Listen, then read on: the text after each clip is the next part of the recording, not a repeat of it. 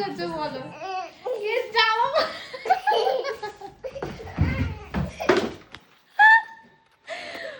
গোটা শীতকালে ও হচ্ছে ফুল হাতা জামা পরেছে, এখন যে ওর গরম পড়ে গেছে যে হাফ জামা দিয়েছে, খালি জামাটা শরীরটা খুব টানছে, এরকম টানছে, ওর মানে হাতটা নামছে না, ও ভাবছে যে এটা কি হলো, ও ঠিক করে দাও না, ঠিক করে দাও না, আরে ওটা ছোট হাতা জামাটা নামবে না, না ওর নামাচ্ছে।